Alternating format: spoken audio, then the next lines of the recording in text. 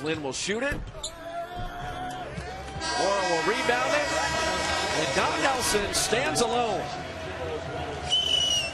Don Nelson's career was wasted in the most tragic way possible. Picture this, a heated NBA game, and suddenly two grown men are screaming at each other on the court. One is a promising young star named Chris Webber. The other is his coach, Don Nelson. This wasn't just any argument. This was the moment that would define Nelson's reputation forever. The screaming match was so intense that fans couldn't believe what they were seeing. Webber was furious about how Nelson treated him. Nelson was equally angry about Webber's attitude. Neither man would back down. This extraordinary scene marked the end of their relationship. It also showed the world a darker side of coaching genius. Don Nelson holds one of the most impressive records in NBA history. He won 1,335 games as a head coach. That's second place all time. He earned Coach of the Year 3 times. The Basketball Hall of Fame inducted him in 2012. His resume screams greatness. But here's the catch. He never won an NBA championship as a head coach, not even once. This creates a mind-bending paradox. How can someone be so successful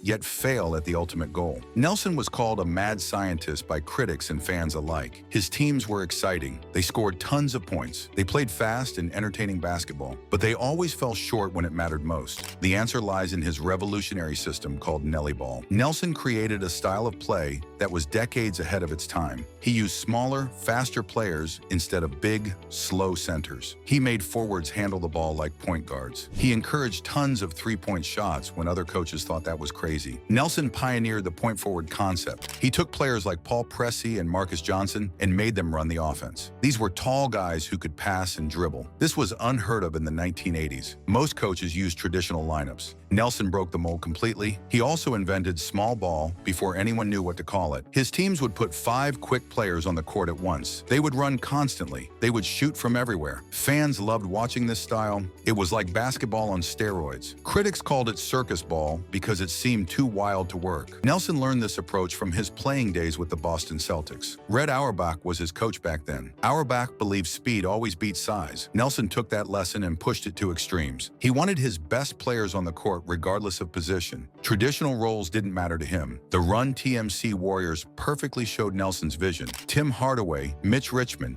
and Chris Mullin formed an incredible trio. They could all shoot, pass, and run the floor. The Warriors led the league in scoring. Games were thrilling to watch, but they struggled in the playoffs year after year. Nelson's teams had a fatal flaw: defense. His players spent so much energy on offense that they couldn't defend properly. The fast pace wore them out. They relied very little on defensive fundamentals. This created a major problem in the playoffs. Playoff basketball is different from regular season basketball. Teams slow down the pace. They focus on defense. They make every possession count. Nelson's teams weren't built for this style. They needed to run and gun to be effective. When opponents forced them into half-court games, they struggled. The Milwaukee Bucks fell to Julius Erving's 76ers and Larry Bird's Celtics repeatedly. These teams had elite defense and superstar players. The Run TMC Warriors lost to Gary Payton's Seattle Supersonics. The Dallas Mavericks couldn't handle Tim Duncan's San Antonio Spurs or Shaquille O'Neal's Lakers. Nelson's teams also lacked depth. They had great star players but weak supporting casts. The top 3 players might be incredible,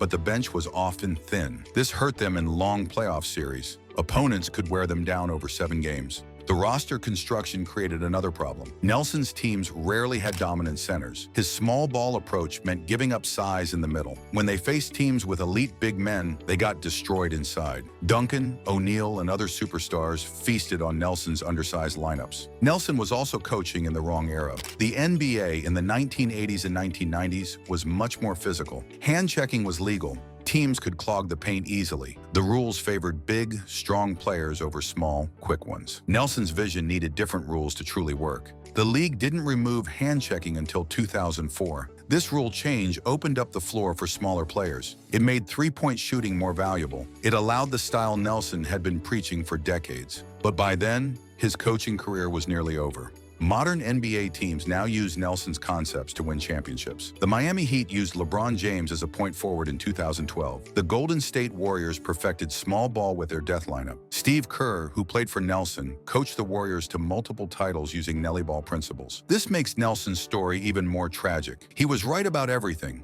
He just came along too early. The game hadn't evolved enough for his ideas to work. He was a prophet without honor in his own time. The Chris Webber situation perfectly captured Nelson's biggest weakness. Webber was a talented young player with incredible potential, but Nelson wanted him to play in the post constantly. Webber had great passing skills and wanted to handle the ball more. Nelson refused to adjust. Nelson also had old-school leadership tactics that didn't work with modern players. He called rookies rookie instead of using their names. Webber felt this was disrespectful. He wanted to be treated like a man, not a child. The tension built up over months. The conflict represented a generational clash. Nelson came from an era where coaches had total authority. Players did what they were told without question. Webber represented a new generation of empowered athletes. They wanted input on their roles and treatment. When the relationship finally exploded, it destroyed everything. Webber used his escape clause to leave the team. The Warriors traded him to Washington. The franchise fell apart immediately. Nelson got so stressed that he was hospitalized with pneumonia and exhaustion. He eventually resigned from his position. This pattern repeated throughout Nelson's career. He had great relationships with some players like Dirk Nowitzki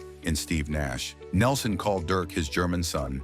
He helped develop Nash into an MVP, but he also clashed with other stars who didn't fit his system or personality. Nelson's rebel spirit was both his greatest strength and biggest weakness. Players either loved his freedom or hated his unconventional methods. There was no middle ground. This made it hard to build consistent championship teams. Despite never winning a title, Nelson's influence on basketball is undeniable. He changed how the game is played forever. The point forward is now common. Small ball is everywhere. Pace and space offense dominates the modern NBA. Teams shoot more three-pointers than ever before. Luka Doncic represents everything Nelson dreamed of in a player. He's tall, can pass like a point guard, and has incredible basketball IQ. Nelson called him a dream basketball player. When Dallas traded Doncic, Nelson publicly criticized the decision. He even wore Doncic's shoes in protest. The tragedy of Don Nelson isn't that he failed. It's that he succeeded too early. His ideas were brilliant, but the timing was wrong. He planted seeds that other coaches harvested years later. He changed basketball's DNA without getting credit. Nelson ranks among the greatest coaches in NBA history, despite never winning a championship. His innovations influenced countless others. Former assistants like Greg Popovich carried forward his principles. The Hall of Fame recognized his contributions to the game. Looking back, Nelson's career wasn't actually wasted. It was misunderstood.